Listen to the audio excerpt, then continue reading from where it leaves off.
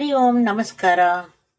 ಇವತ್ತೊಂದು ಬೇರ್ ಹಲಸನ್ನ ತಗೊಂಡ್ಬಂದಿದ್ದೀನಿ. ಇದರಿಂದ ಒಂದು ಸಾಂಬಾರನ್ನ ಮಾಡೋಣ ಅಂತ. ಇದು ನನಗೆ ಜಾಸ್ತಿ ಆಗುತ್ತೆ. ನಾನು ಇದರಲ್ಲಿ ಅರ್ಧವನ್ನ ಮಾತ್ರ ಬಳಸಿ ಸಾಂಬಾರನ್ನ ಮಾಡ್ತೀನಿ.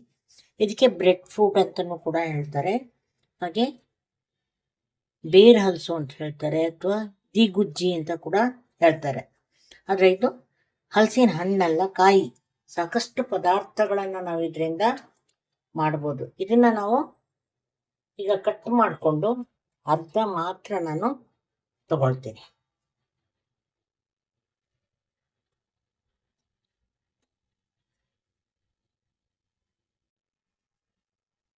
ಇದಕ್ಕೂ ಕೂಡ ಲೈಟಾಗಿ ಮೇಣ ಇರುತ್ತೆ.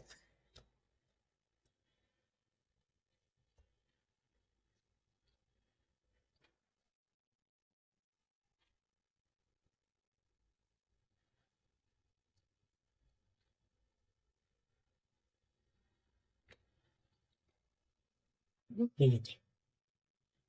ಇದ್ರ ನನಗೆ ಒಂದು ಅರ್ಧದಷ್ಟು ಮಾತ್ರ ಸಾಕಾಗತ್ತೆ.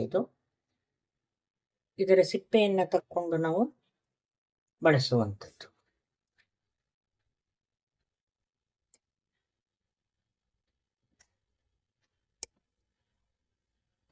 ಇಲ್ಲಿರುವಂತಹ ಈ ದಿಂಡನ್ನ ಕೂಡ ತಕ್ಕೋಬೇಕು.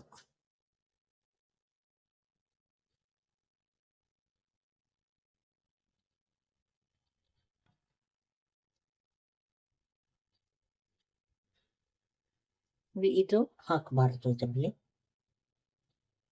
ಇದರ ಸಿಪ್ಪೆಯನ್ನು ತಕೊಂಡ್ಬಿಡೋಣ. ನಮಗೆ ಪೀಲರ್ನಲ್ಲಿ ಬರಲ್ಲ, ಇದು ಚಾಕುನಲ್ಲಿ ತಕ್ಕೋಬೇಕು ಅಥವಾ ಇಳಿಗೆ ಮನೆಯಲ್ಲಿ ತಕ್ಕೋಬೇಕು.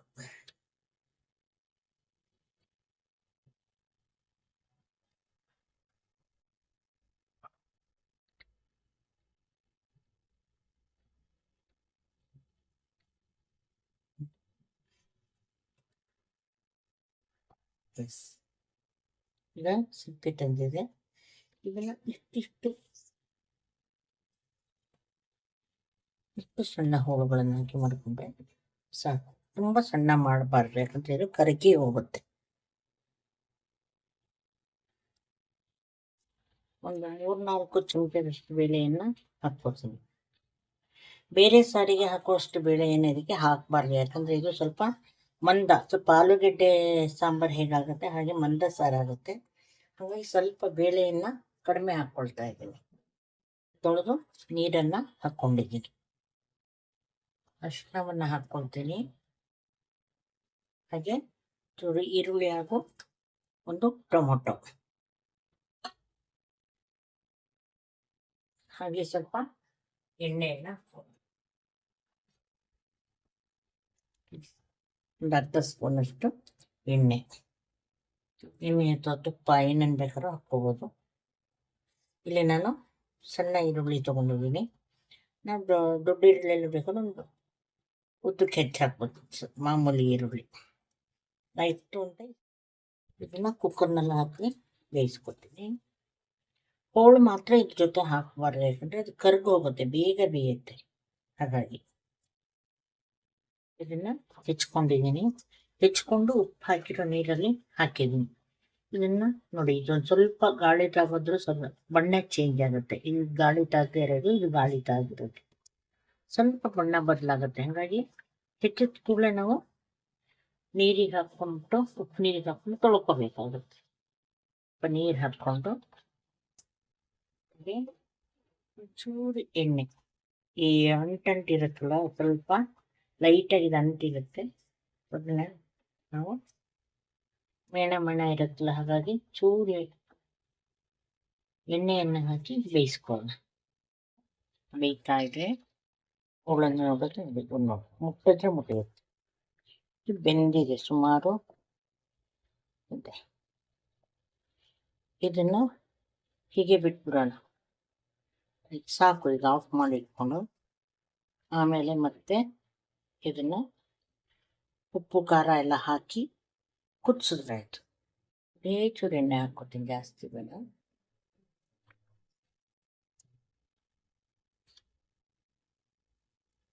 ಎರಡು ಮೆಂತೆಕಾಳು, ಚೂರು ಮೆಂತೆಕಾಳು, ಒಂದೆರಡು ಚಮಚದಷ್ಟು ಕೊತ್ತಂಬರಿ ಬೀಜ, ಅರ್ಧ ಚಮಚದಷ್ಟು ಜೀರಿಗೆ, ಒಂದು 3-4 ಎಸಳು ಬೆಳ್ಳುಳ್ಳಿ,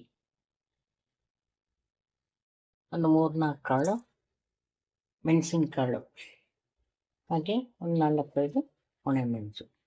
ಸಣ್ಣ ಉರಿಯಲ್ಲಿ ಹುರ್ಕೊಂಬೇಡ.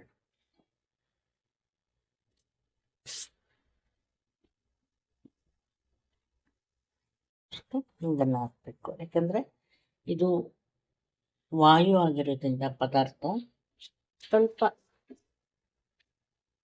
ಹಿಂಗು ಸ್ವಲ್ಪ ಜಾಸ್ತಿ ಹಾಕೊಂಡ್ರೆ ಜೀರ್ಣ ಆಗುತ್ತೆ ಚೆನ್ನಾಗಿ.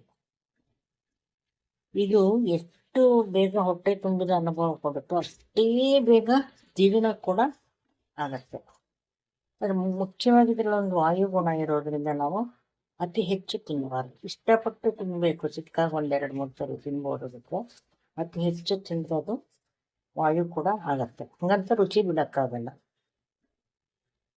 ಹಾಗಾಗಿ ಸಿಕ್ಕಾಗ ಒಂದ್ಸಲಿ ಮಾಡ್ಕೊಳ್ಳಿ, ತಿನ್ಕೊಳ್ಳಿ, ಟೇಸ್ಟ್ ಸೂಪರಾಗಿ.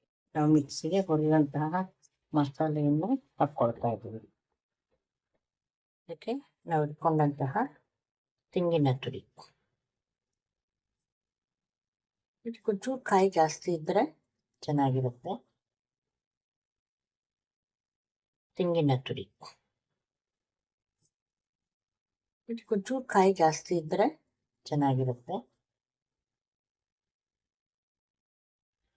ಟೇಸ್ಟು ಹುಣಸೆಹಣ್ಣನ್ನು ಹಾಕ್ಕೊಂಡು, ಒಂದು ಟೊಮೊಟೊ ಹಾಕಿದ್ದೀವಿ, ಸೊ ಅದನ್ನು ನೋಡಿಕೊಂಡು ಹುಣಸೆಹಣ್ಣನ್ನು ಹಾಕ್ಕೊಂಡು ಈಗ ಇದನ್ನು ನುಣ್ಣಗೆ ಬೇಳೆ ಇದು ಬೆಂದಿದೆ. ಇದನ್ನು ಹೋಳಿಗೆ ಸೇರಿಸ್ಕೊಂಡು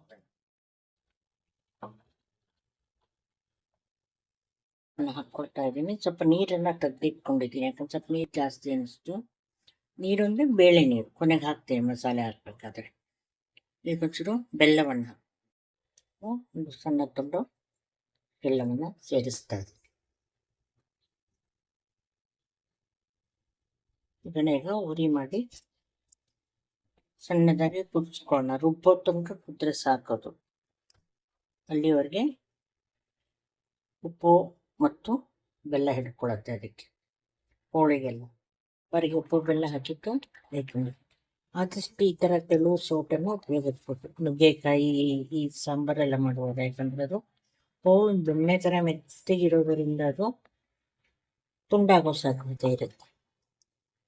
ಈಗ ಇದಕ್ಕೆ ಈ ಮಸಾಲೆಯನ್ನು ಸೇರಿಸ್ತಾ ಇದ್ದೀವಿ.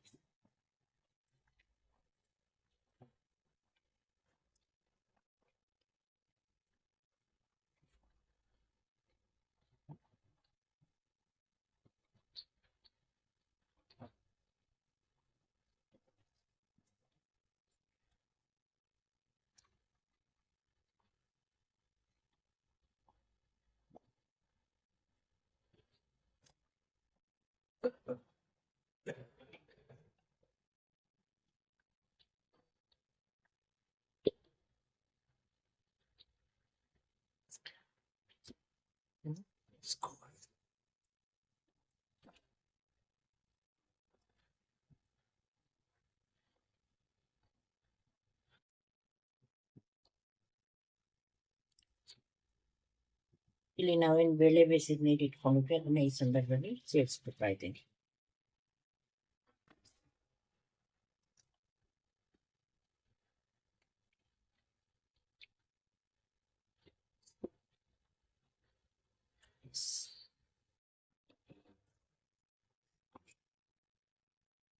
ನೋಡಿ ಎಷ್ಟು ಮಂದ ಆಗಿದೆ. ನಾವು ಬೆಳೆ ಎಷ್ಟು ಕಡಿಮೆ ಹಾಕಿದ್ವಿ, ಸಾರು ಮಂದ ಆಗ್ತದೆ. ಮೇಲಿನ ನೀರಿದು ಇಟ್ಕೊಂಡಿದ್ದೀನಿ. ಇದನ್ನು ಆಮೇಲೆ ಮಿಶ್ರಣ ಮಾಡಿ. ಸಾಂಬಾರು ಕುದಿಲಿಕ್ಕೆ ಶುರು ಆಗ್ತಾ ಇದೆ. 4-5 ಎಸಳು ಕರಿಬೇವಿನ ಸೊಪ್ಪನ್ನು, ಸಾಂಬಾರು ಕುದೀತಾ ಇದೆ.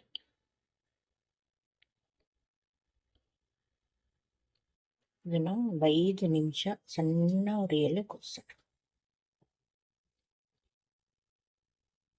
ಉರಿಯನ್ನು ಸಣ್ಣ ಸಾಂಬಾರು ರೆಡಿ.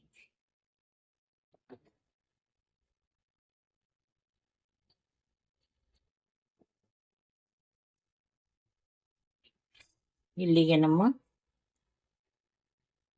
ಬೇರೆ ಹಲಸಿನ ಹುಳಿ